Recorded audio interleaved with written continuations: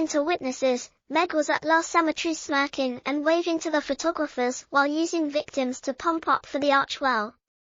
During the height of the epidemic, Meghan and Harry arranged a PR stunt with a picture team to trample over a U.S. military cemetery for Remembrance Day. This was, according to reports, in response to being refused the chance to lay a public wreath.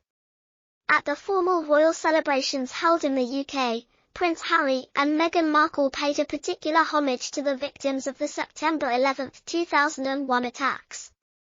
On the front page of the Archewell Foundation website, the pair displayed all 977 names of the fatalities at the Pentagon, the World Trade Center, and United Flight 93.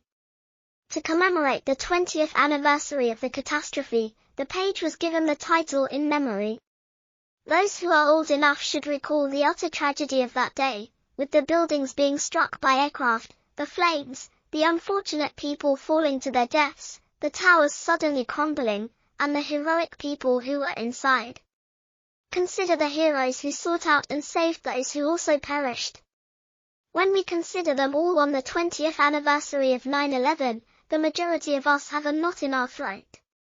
Instead of saying a private prayer, Meghan came up with a way to publicly acknowledge the tragedy.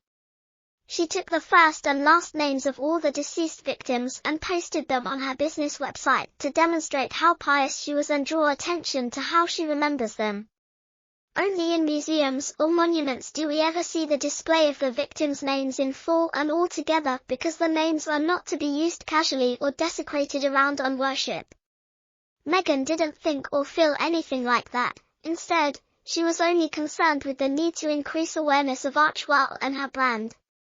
She reasoned that since the event was so well known, she should use it to her advantage by using names she found online, pasting them into an HTML page with a dramatic black background, and then hoping that everyone would visit her website that day. She was even more repulsive when she accompanied Harry to the September 11 memorial.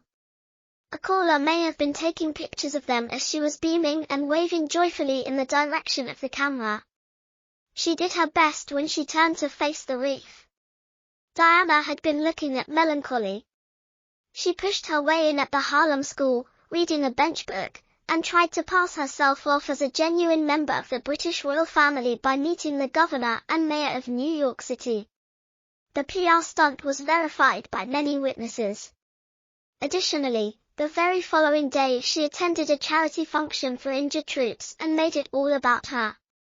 She even had the nerve to march in a parade, and there was very little appreciation or acknowledgement of the troops or the significant sacrifices they made.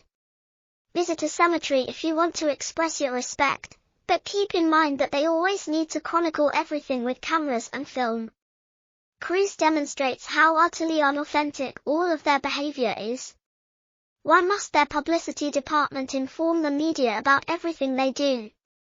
They no longer represent the royals and are now acting just for themselves. Stop dressing up as officials of the government. Commonwealth nations commemorate those who lost their lives in conflict by observing remembrance days. The way the course is being taught, according to Piers Morgan, is plain obscene. Sunday was treated as a PR chance, with the real royals seeking to do their civic duty at home by stealing the spotlight.